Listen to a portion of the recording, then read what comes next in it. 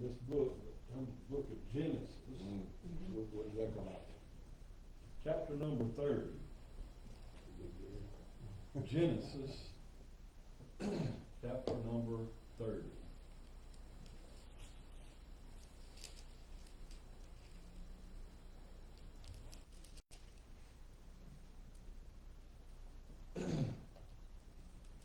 While you're turning there, think about this. 362 days till Christmas. We've already got it put together.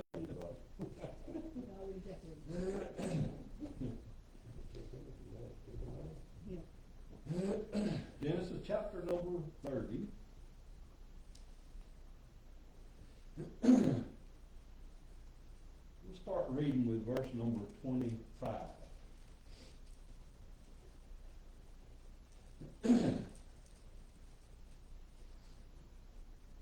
And it came to pass, when Rachel had borne Joseph, that Jacob said unto Laban, Send me away, that I may go into mine own place, unto my country. Give me my wives and my children, for whom I have served thee, and let me go. For thou knowest my service, which I have done thee.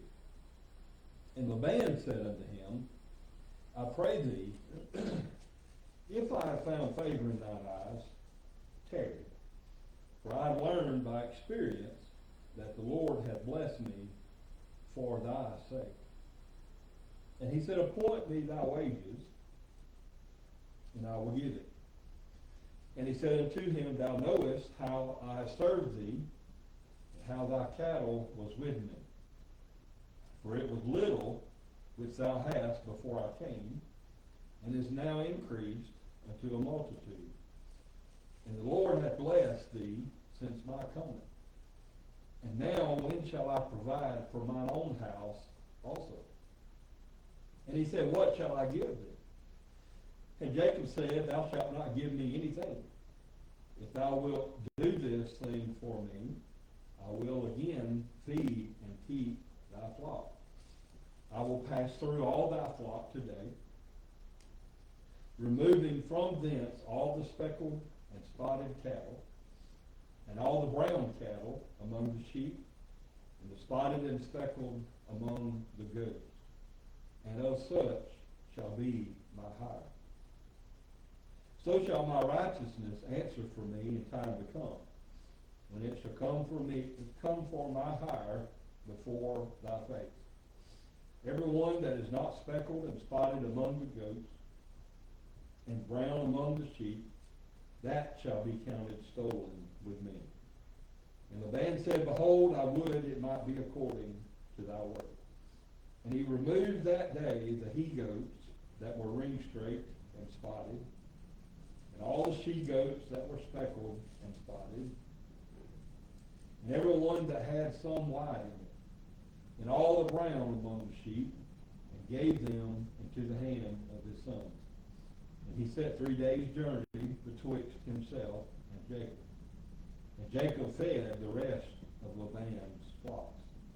And Jacob took him rods of green poplar, and of the hazel and chestnut tree, and peeled white straights in them, and made the white appear which was in the rods.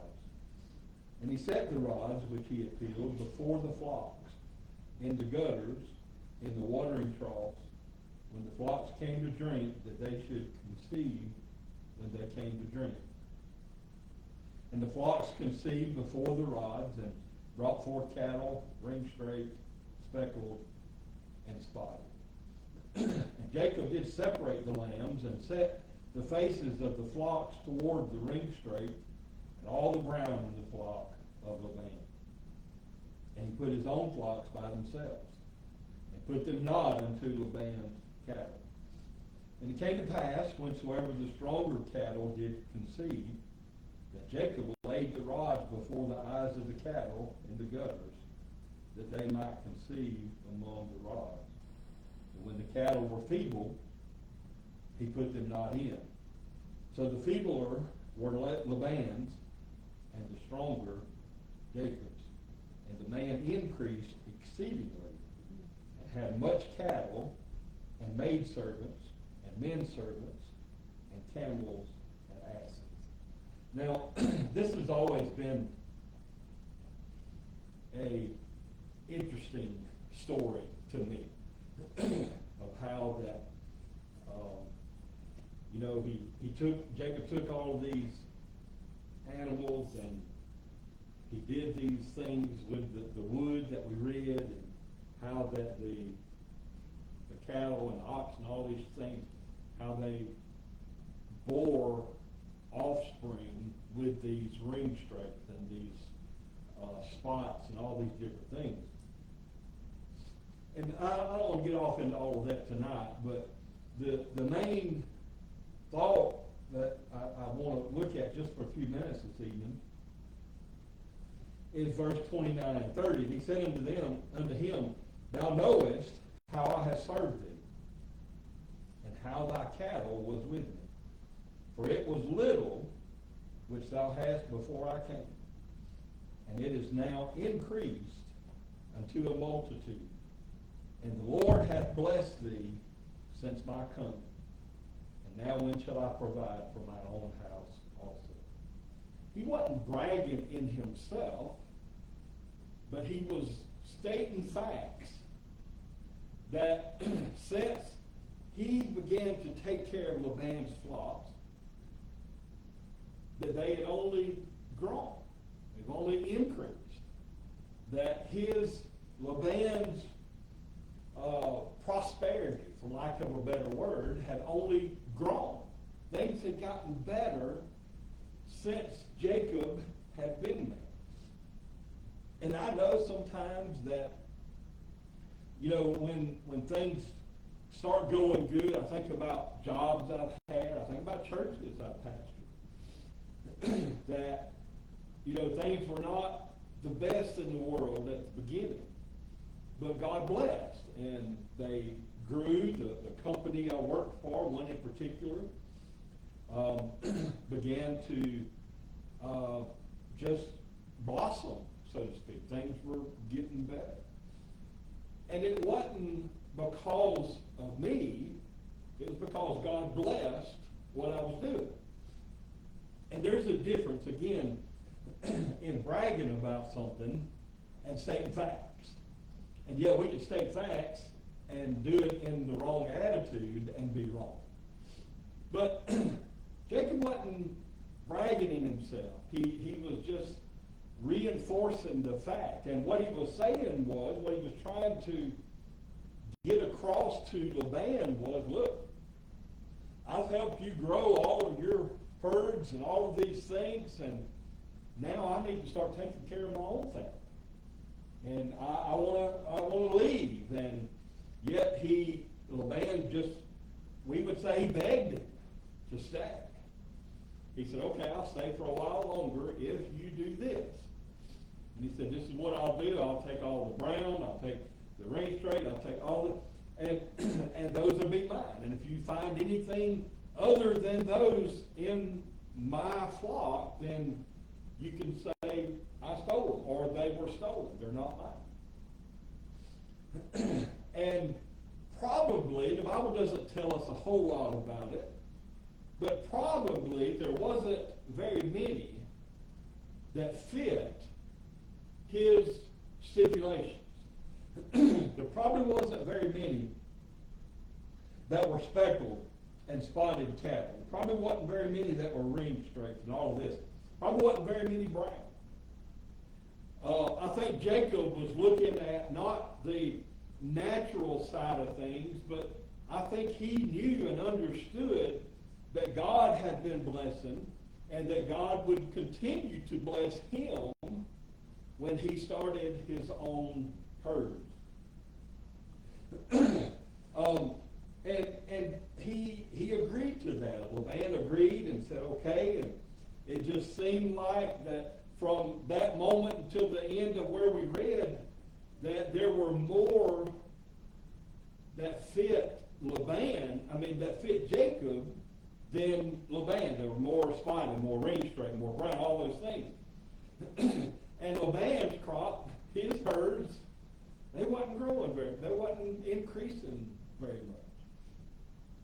again, it's because of God blessing. There's a song in our book, and Brother Jason sang it one time, little is much when God is in it. And, you know, God can take a little bit and make it, stretch it farther and make it go farther than you and I could ever imagine. So God blessed Laban because of Jacob. People say today that we can do whatever we want to do. What I do don't affect anybody else. Yes, it does. The things we do in life, it does affect other people. It affects the people we're around. It affects our families. It affects our communities. It affects our church. It affects all of that. So it does matter what we do in life. I want to turn and read some other scriptures. In Genesis chapter 39, we find the story of a man named Joseph.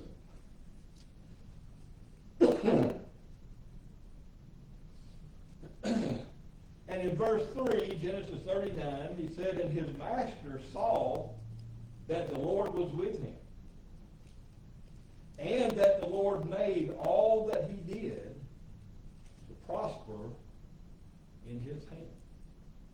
That's the kind of person I want to be around. The person that God blesses.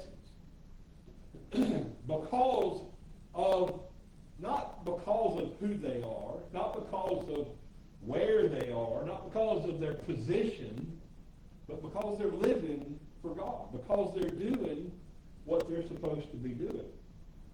Joseph was one of those men.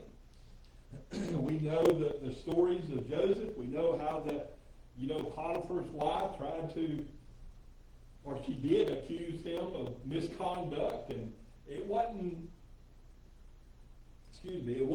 anything other than her jealousy because he wouldn't misbehave with her. I'll just put it that way. And yet, God blessed him.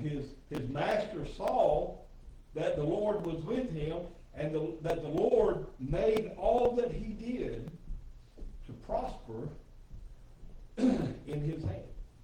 So then we can turn over to the book of Job, and I'm not going to turn there, but you can turn there to the book of Job and read there about how that he lost everything that he had.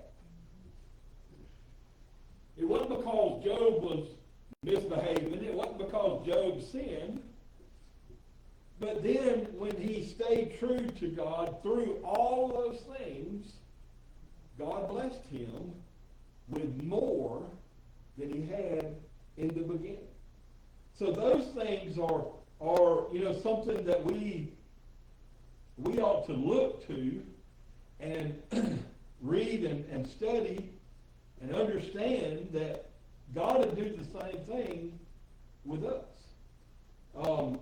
Turn to the book of Psalms in chapter 1. Well, let me turn there to Job and read one verse there. Job, I think it's chapter 8.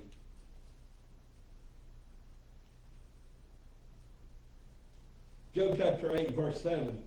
Though thy beginning was small, yet thy latter end should greatly increase. And God just blessed him because he stayed true to God. Job's wife even tried to get him she said, just curse God and die. And Job said, man, you talk like a foolish woman. I mean, you're crazy is what he was saying in our language today. You're crazy. Shall we not suffer some? Even though God has blessed us, we are going to suffer some. And yet God blessed him, again, because he stayed true to God. Psalm chapter 1, verse 3, and he shall be like a tree planted by the rivers of water, that bringeth forth his fruit in his season. His leaf also shall not wither, and whatsoever he doeth shall prosper. He wasn't telling David, wasn't saying, hey, I can live like I want to and expect God to prosper. No. He said, when you do these things, he said, blessed is the man that walketh not in the counsel of the ungodly, nor standeth in the way of sinners, nor sitteth in the seat of scornful. But his delight is in the law of the Lord, and in his law doth he meditate day and night. And because of that, he shall be like a tree planted by the rivers of water, bringing forth his fruit in his season. And just to think about the things that God did for David, where David started out, to turn in other places throughout the Bible. I know people, we all know people that, I know some preachers that, they just brag about what all they've done at the church they've pastored. And, I try to be as careful as I can when people start bragging about what I've done. It's a serious thing to take credit for something that God did when it wasn't us. And I try to take that a very serious thing. People have told me, at different churches I've pastored, man, you've done a wonderful thing here. No, I didn't do it. It was God that did it. And we need to be careful of that. We need to realize that whatever is accomplished in our life, it's not us that do it. It's not our power. It's not our mind. It's not our brain power. It's not anything like that we have done. It's God that blesses us because we live for him. And I know Brother Brian mentioned this morning in Sunday school about it rains on the just and the unjust. I know God blesses people that are not living righteously. I understand that. But I guarantee you, there's coming a time when there will be no comparison between the two. Because in hell, what people get and what we're going to have in heaven, what I'm going to have in heaven, not because of what I've done, but because of Jesus Christ, it's going to be two, you can't even compare the two. So we need to be careful about taking credit for things that God does in our lives. We also need to look at it this way, that we need to take responsibility for things when we do wrong. And that's the problem that is just growing bigger and bigger in the world today. People do wrong and then expect nothing to happen. They expect no consequences. You can say this is political or whatever you want to say. People look around and they say, look at all these people that ICE is arresting and they're kidnapping them and all of this. They're good people. They're, law-abiding people. If they're here illegally, they're not law-abiding. I don't care what you say. And then people, when they had the manger scenes in some places where they had Mary and Joseph in handcuffs and stuff like that with ICE people there. And that's just being plain stupid, in my opinion. There's a big difference between Mary and Joseph and illegal aliens today. Amen. You can call them immigrants, you can call them whatever you want to, they are illegal aliens. And, I don't care who listens to that, who hears that. But the fact is that when we do wrong, we need to take, if you want to say it this way, take credit for it. Take responsibility for it. When we do wrong, just admit it. And that's the problem a lot of people have. It's a human thing, I understand. But, I think about different ones down through the years. Think about Jimmy Swaggart. He's dead and gone now. But, he got caught in the act. Doing something he shouldn't have been doing. And then finally, several days later, he come out and just apologized and boo-hooed and cried and all. Oh, I'm sorry. He was sorry he got caught. And that's, to me, that's the way we all are. When sin catches up with us, too many times we're not really sorry we did it. We're just sorry we got caught. And there's a difference there. But because we live for God, or if we live for God, when we live for God, He will cause us to prosper in His own way. He said, humble yourselves in the sight of God. When you do, He said, God will lift you up in due season, in due time.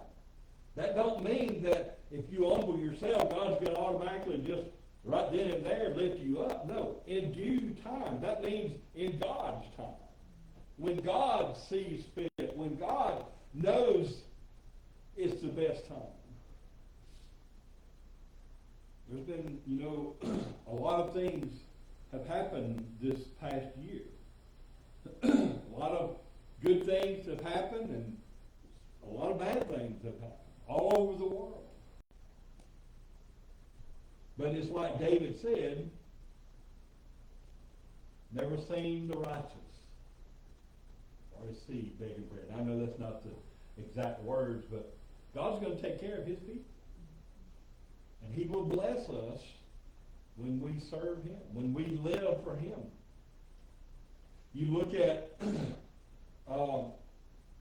people that have been with businesses. I saw something the other day. I think it was a teacher from Tennessee. I may have that wrong. But had taught at the same school 30-something years, I think it was. Maybe 40-something years. It was a world record, whatever it was. She got all kinds of, awards or rewards or whatever you want to call them. There were things that, they were congratulating her. They were, telling her thank you and all this, and she deserved it. And we see companies after you've been with them maybe 10 years or whatever, they'll give you a little trophy or they give you a bonus check or something like that.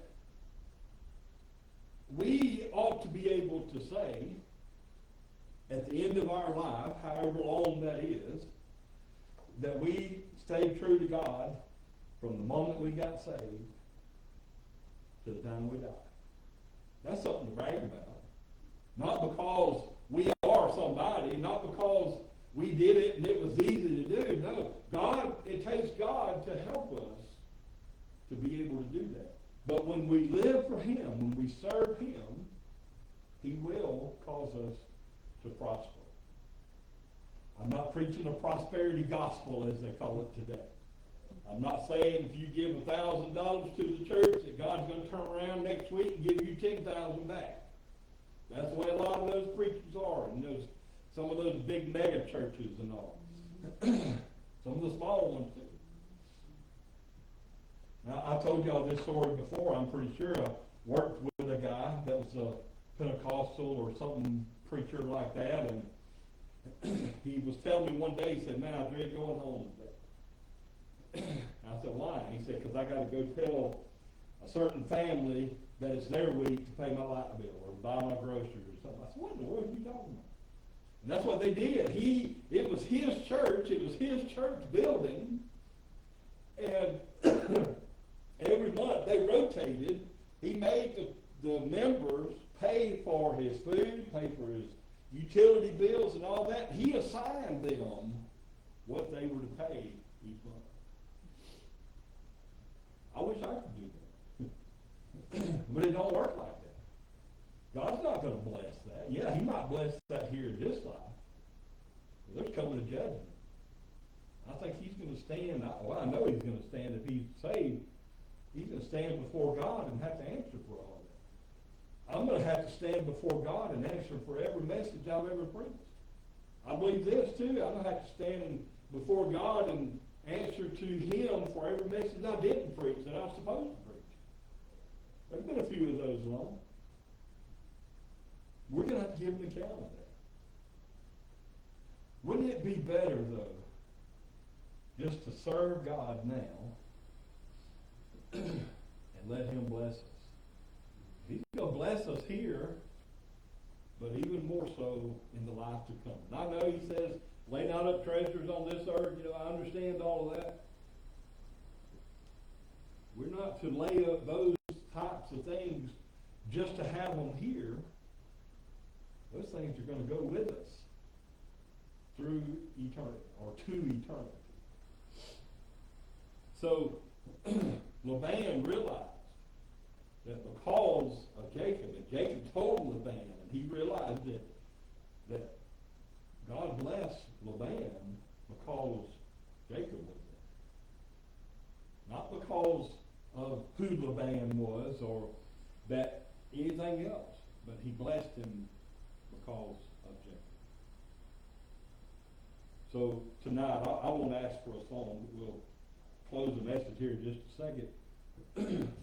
There's so many things that we need to be careful of. And I've said this many times before. The world is watching us. Yeah. They are looking at everything you and I do. They're looking at everything this church does. They're watching us like a hawk watches its prey. Yeah. Right. How sad would it be to stand at judgment and have lost people point a finger at us? Yeah, right. I don't know how it's going to be, but I think it's going to be that real. Judgment is something serious. Right. We need to take this life seriously. I know there's people out here that just live any old way they want to. And you wonder, why does God allow them to live that way? David talked about that. He said, you know, he saw the prosperity of the wicked. He almost slipped. He almost fell. He almost quit on God. He said, but then he went to the house of God. And sometimes we need church for God to show us just exactly where we are. And to show us how better we are off. How better off we are than those that are lost. We're not better than them, but our eternity is going to be much because of the way we live. So tonight, if nothing else, I want to encourage you as we start this new year in a few days that God delays his coming. Take the work of God seriously. And as Brother Brian said this morning, we all have something to do. We all have a job to do. Find out what it is and do it to the best of our ability. That's what I want to encourage you to do this coming year. If God delays his coming and lets us see, another whole year, it's going to, we're going to face more, I believe, than we've ever faced before. More opposition, because Satan knows his time is just about gone. And we need to take it seriously. Live